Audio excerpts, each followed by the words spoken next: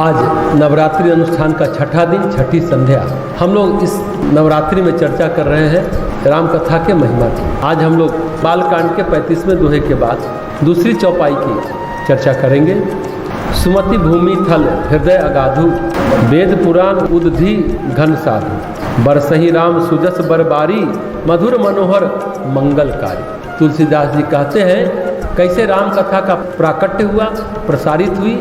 इस चौपाई में कहते हैं राम कथा कहना, राम कथा को सुनना, इससे महत्वपूर्ण भूमिका किस किस की है। सुमति भूमि, सन्मति सद्बुद्धि का आधार चाहिए। बुद्धि तो सबको होती है, पर बुद्धि सन्मार्गामी है। जैसे भगवान बुद्ध अष्टांग पथ कहते हैं, सम्यक वचन, सम्यक दृष्टि, तो सोच सही हो, स्वार्थ महत्वाकांक्षाएं सही रहने नहीं देती। मूल बात है जो मनुष्य का व्यक्तित्व है दो तरफ उन्मुख होता है, एक अहंकार की तरफ, एक भाव की तरफ। जब मैं रहता है तो मेरा होता है, मैं रहता है तो तू भी रहता है, तेरा रहता है, मैं मेरा तू तेरा होता रहता है। राग द्वेष इसी को कहते हैं। तुलसीदास जी कहते हैं ये जो भेद बुद्धि है यही माया है। तो सुमति का होना बहुत बहुत कठिन काम है। सुमति के लिए अहंकार को विसर्जित करना पड़ता है। अहंकार जितना निर्बल है उतना आदमी चैन से रहता है, और जितना सबल है उतना परेशान रहता है। और अहंकार के कई रूप होते हैं। सिर्फ सम्मान पर चोट पहुँचे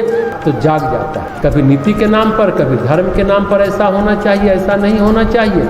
इस चक्कर में मनुष्य अपने जीवन को संवारना भूल जाता है, दूसरे के जीवन की छानबीन करने लग जाता है। वो ऐसा क्यों करते हैं, वहाँ क्यों चले गए, यहाँ ये करना चाहिए। एक दूसरे की छानबीन जहाँ है वहाँ अहंकार गाढ़ा है, भारी है। सुमति ऐसी विचारशीलता जो आपको बताए क्या सही है और क्या करना है, जीवन का उद्देश्य क्या है। जब तक सद्बुद्धि नहीं है तब तक जीवन का लक्ष्य, जीवन का उद्देश्य प्रकट नहीं हो पाता।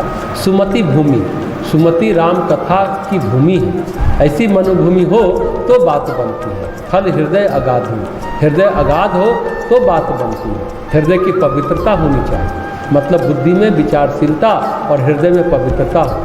कहते हैं तत्सवितुर वर्ण्यम, ऐसी बुद्धि जो सविता का वर्ण कर सके। वर्ण तो हम बहुत चीज़ों का करते हैं, लालसा का वर्ण करते हैं, कामना का वर्ण करते हैं, अहंकार का वर्ण करते हैं। सविता के प्रकाश के स्रोत का वर्ण करें ये थोड़ा मुश्किल होता है। तो पहली आवश्यकता है सुमति, राम कथा समझ में आए ऐसी मनोभूमि चाहिए, और अगाध हृदय हो, उथला हृदय न हो, भावनाएं निर्मल हो, व्यापक हो, परिष्कृत हो, तब बात बने। राम कथा का स्रोत क्या है, तो वेद पुराण उदधि धन साधु। ये वेद पुराण सप्त सागर है, यही है स्रोत। जैसे सागर में जल है, सूर्य को भाप बनाकर मेघ से बरसाता है। वेद पुराण में जल है, जो साधु है वह घन है, मेघ बरसाते हैं ना।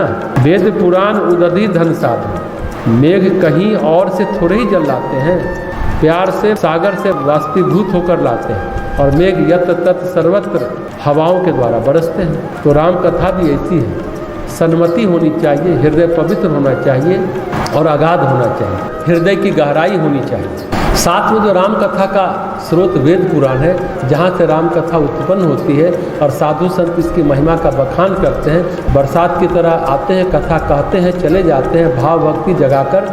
तो स्रोत वेद पुराण। तो कैसे बरसते हैं, बरसही राम सुजस बरबारी, राम का यश बरसता है। राम कथा को लेकर साधु संत बरसते हैं, कथा कहने वाले राम का यश गान करते हैं, और ऐसे बरसते हैं बरबारी। अपने यहाँ और बंगला में भी बारी बोलते हैं, जहाँ साग सब्जी फल लगाई जाती है। अरे जाओ बारी से तोड़ लाओ, कहाँ गए, बारी में गए, आ ही रहे होंगे। तो राम का जो यश बरसता है तो उससे फसल पैदा होती है, हरियाली शाक फल पैदा होते हैं। ये शाक फल तृप्ति देने वाले हैं, आत्मा का भोजन बनने वाले हैं, आत्मा को पुष्टि देने वाले हैं।